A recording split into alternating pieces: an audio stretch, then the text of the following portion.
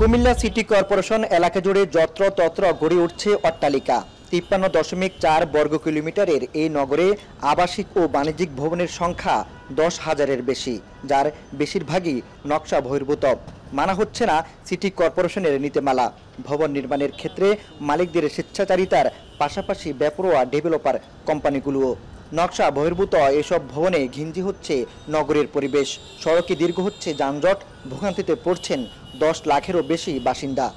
পরিকল্পনা মাফিক তো একটা বিল্ডিংও পাওয়া যাবে না। আপনার এইখানে কুমিল্লা শহরে দেখা যায় একটা বিল্ডিং এর অনুমোদন আছে 6 তলা, সে করতেছে 8 তলা, কে করতেছে 10 তলা। অনেক গলির মধ্যেই বিল্ডিং আছে, সরকারি রাস্তার উপরে কি ড্রেনের উপরেও আছে।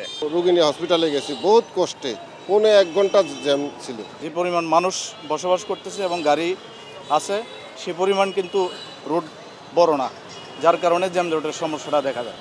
2019 সালের 27 ডিসেম্বর নগরীর প্রাণকেন্দ্র কান্দিরপাড় এলাকায় ধসে পড়ে নির্মাণাধীন একটি ভবনের ছাদ। নিহত হয় এক শ্রমিক, সঙ্গে 14 জন আহতের ঘটনায় নড়ে চড়ে বসে নগর ভবন।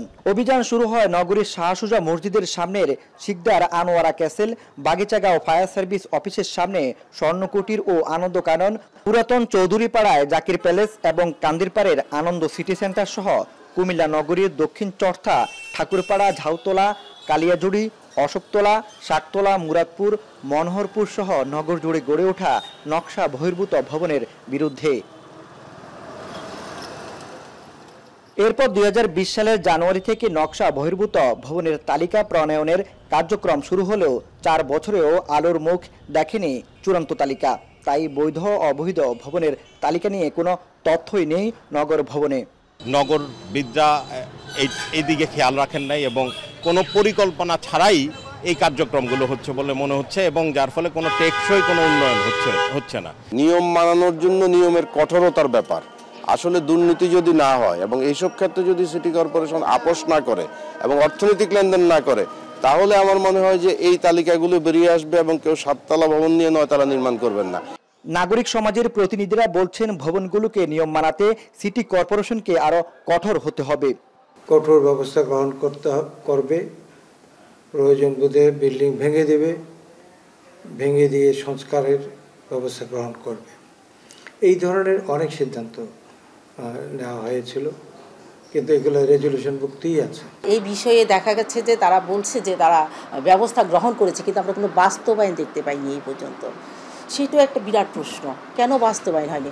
ফায়ার সার্ভিস বলছে নগরীতে শুধুমাত্র 384টি ভবনের রয়েছে ফায়ার সেফটির অনুমোদন, বাকি সবই অগ্নিকাণ্ড ও প্রাকৃতিক বিপর্যয়ের ঝুঁকিতে। আর সিটি কর্পোরেশনের দায়িত্বে থাকা নগর পরিকল্পনাবিদরা বলছেন ভবন মালিকরা 2 থেকে 3 তলার নকশার অনুমোদন নিয়ে করছেন বহুতল ভবন। বিল্ডিং কোড না মানা এইসব ভবনকে চিহ্নিত করে অচিরেই নেওয়া হবে ব্যবস্থা। রাস্তার প্রশস্ততা এবং ফায়ার সেফটি প্ল্যান অনুমোদন দেওয়ার সময় আমরা 2টা সিঁড়ি, ম্যান্ডেটরি 2টা সিঁড়ি না থাকলে কোনো ফায়ার সেফটি প্ল্যান আমরা অনুমোদন দেওয়া হয় না। অনেক ভবন দেখা যাচ্ছে যে আমরা যখন আপনার পরিদর্শনে যাই সেক্ষেত্রে আমাদের কোনো অনুমোদনই নেই। পারমিশন নেওয়ার পরে সেই যে আমাদের দিকে যে নিয়ম মতো যা করা হয় ওইটা করে না। ধরেন নিচে 5 তলা, সে করে ফেলছে 7 তলা, চলে তো তার এটা তো অবৈধ। তারপর ধরেন সামনে দিয়ে বলছে আমি 5 ফিট ছাড়বো, এখন দিয়ে 1 ফিটও ছাড়ে নাই, তাহলে তো তারা আমরা নোটিশও করতেছি যে আমরা এটা অবৈধ। পরিবেশ কর্মীরা বলছে কুমিল্লা সিটি কর্পোরেশন এলাকার ভবন মালিকরা মানছেন না সেপটিক ট্যাঙ্কের সঠিক ব্যবহার। গৃহস্থালিত বর্জ্য মিশছে পানি নিষ্কাশনের ড্রেনের মাধ্যমে, খাল বিলে ছড়িয়ে পড়ায় দূষিত হচ্ছে পানি, হুমকিতে জীববৈচিত্র্য।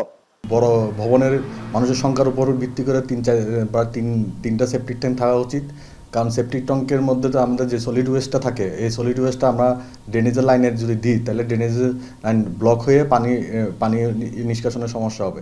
সবশেষ গেল 27 মে নগরের নোয়াগাঁও এলাকায় বিদ্যালয়ের শ্রেণীকক্ষে অরক্ষিত নির্মাণাধীন ভবনের ছাদদোষে এক ছাত্রের মৃত্যু হয়।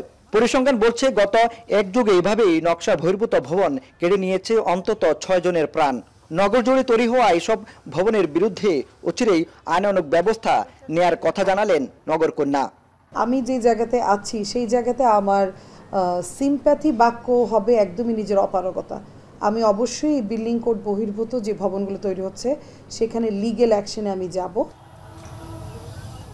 2012 সালে কুমিল্লা সিটি কর্পোরেশন প্রতিষ্ঠার পর থেকেই এই নগরীতে যেন ভবন নির্মাণে শুরু হয় আকাশ ছোঁয়ার প্রতিযোগিতা। কিন্তু অপরিকল্পিতভাবে নির্মিত এসব ভবন এখন কুমিল্লাকে মেগাসিটিতে রূপ দেওয়ার পরিকল্পনার প্রধান অন্তরায়। তাই সচেতন মহল বলছেন, এই নগরীকে বসবাসযোগ্য রাখতে পুনরায় ঢেলে সাজানোর পরিকল্পনা নিতে হবে সিটি কর্পোরেশনকেই। মাসুদ আলম, এখন, কুমিল্লা।